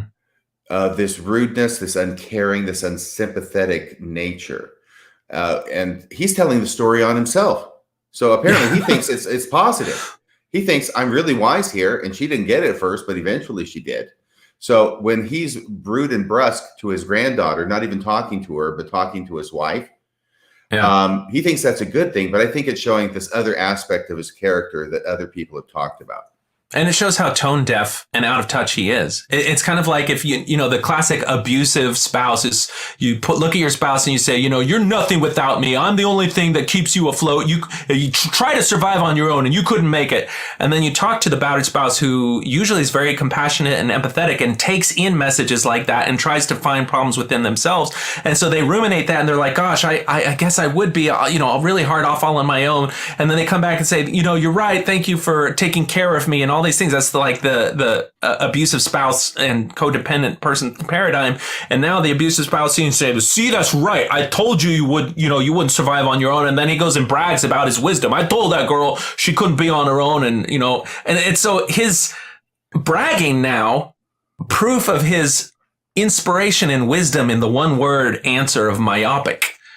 That's his one word sermon that healed the balm of his granddaughter's heart. And he thinks that was a good message. And so now you've got all these stake presidents and fathers who, their family members are going to come to them in the depth of despair, of a crisis of faith, of personal tragedy. And they're just going to say, well, that's really myopic of you to complain or to have problems with that. That's just really myopic. And, right. How is that going to help people's relationships? It's almost like saying I can solve the problem of evil in one word. Myopic. Yeah. It's a beautiful word. Okay, so if we go to timestamp 1014, there is something positive. This is back to Elder Renland's talk. Elder Renland's talk, he actually says something I think that's positive here. And it's in the context of an attorney, by the way. The attorney is the hero of the story, I noted. And but it has to do with this whole story about him representing some guy who's unjustly accused of murder. That's supposed to be taken as a given here in the story. And he wants people from this guy's congregation, Christian congregation, obviously not a Mormon congregation. He makes that clear as well, who don't like this guy because he had committed some kind of extramarital affair, right? So they don't like him. Apparently, the fact he's charged with murder, that's no big deal. But he was sleeping around, and so we're not going to stand up for him. That just came to me while I was talking. But so he goes and he talks to them, and he tries to get them to come forward and help out. It is not clear at all why he needs the members of the congregation to help out with defending this guy against a murder charge. And I'm not sure I understand what that is actually. But that's not important for the story. What's important that didn't go well with the Ted Bundy thing. Anyway, go ahead. What's important for the story is about this lawyer goes and he preaches to this Christian congregation, tells them about the woman taken in adultery and how everybody want to throw stones at her, and we shouldn't be throwing stones. But the nice part of this, the nice part of this is that he goes beyond that, and he says not only should we not throw stones, we need to catch the stones that other people are throwing. And so that's just this brief little part here, timestamp 1014. Do you have that? Yeah. Brothers and sisters, not throwing stones is the first step in treating others with compassion. The second step is to try to catch stones thrown by others. There you go. How? So that is a good idea. I think, what do you think about that, Jonathan? No, I agree. Of all of the memes that could be made of this entire general conference, the concept of being a stone catcher is actually a unique and beautiful meme. And you could just have this one story absent what precedes it and what probably follows it. And that would probably have been a more uplifting and good general conference than most. I think the one that's getting a lot of play, though, was Joy Jones' statement that we talked about last week. Eternity is the wrong thing to be wrong about. Yeah. Oh, yeah. By the way, I do appreciate that. When he says the second step is to try to catch stones thrown by others, I think of stones being thrown by others, and I think, would lazy learners qualify as a stone being thrown by somebody? Well, the unrighteous take the truth to be hard. So if you think the stone thrown at you by lazy learners was hard, then it defines you as the unrighteous. And so you need to be hit over the head with that stone. Well, stones are by their nature somewhat hard. Have you ever been hit on the head with a soft rock? Okay. And if the stone fits, wear it, I guess. Yeah. But no, we're supposed to catch those stones. So I like that. Now, here we go to timestamp 1126. He's going to be concluding his talk. And I will tell you up front, I have some questions about whether this really happened exactly the way it's being described, because he's going to go back right to this guy. They're at the airport. They're at the airport in Kigali, which I'm assuming is Rwanda, or somewhere in Africa anyway. I'm sorry, I don't know where Kigali is exactly. But this fellow passenger who's not a member, who's talking about his family being killed in this civil war, right? Yeah. Or civil war, genocide, whatever you want to call it. And then they talk about things, and there's a very positive reaction that ends up happening. So do you have that 1126? Yeah. Let's do it. I return to the question posed by our fellow passenger in Kigali when he lamented the unfairness of the Rwandan genocide and asked, if there were a God, wouldn't he have done something about it? Without minimizing the suffering caused by the genocide, and after acknowledging our inability to comprehend such suffering, we replied that Jesus Christ has done something about infuriating unfairness. We explained many gospel precepts concerning Jesus Christ and the restoration of his church. Afterwards, our acquaintance asked, with tears in his eyes, you mean there's something I can do for my dead parents and uncle? We said, oh yes. We then testified that all that's unfair about life can be made right through the atonement of Jesus Christ, and that by his authority, families can be joined together forever. There it is. There it is. Yes, there is something that can be done to relieve the suffering of the murdered parents, this guy's murdered uncle. It isn't to help them in this life back when they were being murdered, but now that they are dead and murdered, they can be baptized into the Mormon church. Hooray! That's what can be done. That's what God has provided for them to be done, to alleviate the suffering, to make everything right, and to solve the problem of evil, apparently. There's a desperate irony here is that the church got in trouble for baptizing the victims of genocide for the dead before. Oh, you're right. Because the church was baptizing the Holocaust victims of the Holocaust over and over again. Yep. They get caught. I hope everybody knows this. I think you probably do if you're watching this program. But, the church is trying to baptize everybody and their dog throughout the entire world that's ever lived. So they're going over and they're baptizing Holocaust victims, and this Jewish organization finds out about it. And they say, hey, we don't want you baptizing the Holocaust victims into the Mormon church. And it kind of was a PR nightmare. So the Mormon church publicly says, okay, sorry, we understand. Probably not in the best taste. We are not going to do that. And then they keep doing it. It comes to public attention again. And they said, it's like the manifestos, right? The first manifesto, we're going to stop practicing plural marriage. And then they get caught doing it and they say, okay, second manifesto, this time we really mean it. Yeah. We're not going to do that. And so, but yes, that was genocide victims, Holocaust victims. And here, they're doing the same kind of thing, I guess. Yeah. Well, it's comforting. But it's kind of like, it's just the whole story of any, it's kind of like, you could even look at Heaven's Gate, it's like they were going to evolve to the plane beyond human, existence beyond human. And that was the beautiful, glorious future, which then justified their act of mass suicide now. So any religion can promise some glorious future, and it's going to give you the warm and fuzzies or the niceness about now, because that's the whole point. The way they do that is, we'll find out when we're dead. Oh, that soon? And That's yeah, exactly. That's a great line, wasn't it? That's the leverage that any religious charlatan can do. It's like, as soon as your religion is telling you to, bow the knee to them now, pay the money to them now, and you'll get those blessings in the future. That's kind of a red flag that you need to have. Now, there's religious messages, not so much about the future, but about finding peace, finding self-empowerment, finding compassion and love in the now. And that aspect of the religion can be very beautiful and nice, but that's not where we are with this one. No, and so I felt like that just deserved a whole lot of in-depth analysis, because it's something that he does try to do. It's something he fails to do. And I'm just going to tell you, I have trouble believing that a non-Mormon that they're talking to at an apparently long layover at an airport in Africa, who's had his parents and his uncle murdered in a genocide, is now going to have tears in his eyes when these two white Mormons are telling him that actually, they can be baptized into the Mormon church through the temple ordinances. I just don't know that would affect him that way, or maybe the tears were something other than sadness.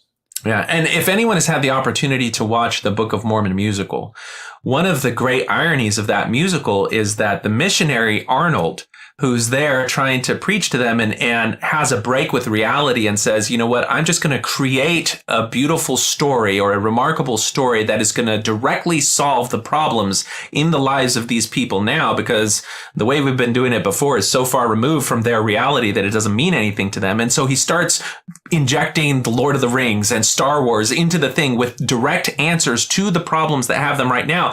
That whole paradigm is modeled in that musical just to show how religion appeals to people's needs and wants and then gives them what seems to be a solution that then requires their, submission to the religious authority. And so it's so ironic that it is in a Rwandan genocide. It may even have been Rwanda that the Book of Mormon musical takes place in. But that's all tied into it. Good points. I will tell you, we're going to have to leave it there. There were other talks, and there are other talks that we will get to. Okay. It won't be next week. It won't be the week after that. Maybe not tomorrow. Maybe not today. Maybe not tomorrow, but soon. And for the rest of your life. We'll get to that. But the next one is The Personal Journey of a Child of God by Elder Neil L. Anderson, where he talks about abortion, which seems to strike a lot of people as kind of coming out of the blue at this time because it hasn't been talked about or emphasized at all in recent years. By the way, this morning, because everybody's wondering, why did he talk about this? As I was ponderizing this talk, Jonathan, it came to me why it was that he brought it up. Why? But I will leave that. No. Oh, you're going to leave us hanging. Well, absolutely. I got to have a reason for people to come back. It occurred to me. I'll tell you later off the air. But okay. So we'll get through that. And then he talks about, let me see here. So, and then there's a talk, Ye Shall Be Free by Elder, Thierry K. Mutombo, who's a gentleman from Africa. And he does a really good job talking. He has a wonderful personality. He actually smiles, throughout his talk. It's like, what? We got a guy with personality giving a conference talk. What's wrong with this picture? But he does end up telling, go ahead. He may come to Mormonism from an outside tradition. Like when I was in Boston, we had former Pentecostals who had converted, and it was a very diverse congregation. But one of the great things was that you'd be giving a talk, and a bunch of former Pentecostal Black members in the congregation would regularly shout out, "Yes, praise Jesus," while you were giving the talk. And it's like, this is very different from my Mormon experience, but it really kind of gives me some confidence. So there's some goodness in that. I could totally relate to that. Absolutely, there is. And in the course of his talk, he does tell a story which is probably somewhat of a whopper. But we'll talk about why that is. And then finally, President M. Russell Ballard gives an extremely vacuous talk, even more so than usual for him, I think. Called Hope in Christ. All right. And it's only notable for the fact that he mentions, as well as Elder Gong did, the fact that the majority of adult Latter-day Saints now are not married. And he will echo Elder Gong's comments that we talked about last week in the Saturday morning session about how really if you're married or not doesn't matter to God. Oh my God. As long as you're doing everything else you're supposed to do. So we can talk about that later. In the meantime, we have been at this for an hour and 55 minutes. We got 5 minutes to closing. And would anybody like to give the closing prayer? Okay, well, so That's usually somebody else's sign off. That's somebody else's sign off. I'm sorry. Usually people don't make it to the end of these things. I don't blame them. They're long, whatever. But if you are here for the end, you can have a little preview into a character I'm coming up with to kind of spar with Evil Apostate. Now, many of you know Evil Apostate. His whole thing is that he is an evil apostate because he does terrible things that are absolutely forbidden by the church, like drink tea. Or think for himself, things that anyone else would see as completely banal. But so there's a new character that I'm trying to work on. This is him. You can't see him in color, but he will probably end up criticizing people in the same mode. He'll probably use the word myopic quite a bit. He's got a little cowbell here. You can see his cow ears. And if anyone insults him or calls him out for being kind of a dick, he'll point out that they can't criticize him because he's a sacred cow. He's a sacred cow. He's a sacred cow. That's right. But he's got cow ears, right? But if you take off the cow ears, you'll see that he might not actually be a cow. He might just be a jackass. Well, that's what I was wondering. I wasn't sure about that. I was thinking your word for it is a cow because of the cowbell. By the way, more cowbell. Yes. Anyway, I gotta figure it out. I think he's gonna have a general authority voice on the line of Elder Oaks. I don't know if that works, but we'll see. I don't know how he's gonna play into it. Anyway, so that's to be coming in hopefully beautiful, glorious color in the future. But you are a man of many talents. There has to be a thing where he insults people. If they respond and call him a dick, he tells them that they can't because they're religious bigots then. And then you can say, well, you're actually kind of a jackass. And it's true. Is he going to march under the flag of religious persecution? Oh, absolutely. That'll be the response whenever anyone calls him out for being a dick. Freedom of religion is a beautiful thing. It is. All right. Well, this has been a fun discussion as usual, and we will have to do part 2/B of the Saturday afternoon session. It sounds like, and if you get a window of time that's between earlier than then, we could do it, and it could be late at night or whatever. I don't know. Both of us still have lives and loved ones we have to pay attention to. So until next time, this has been Talk on Things and Stuff.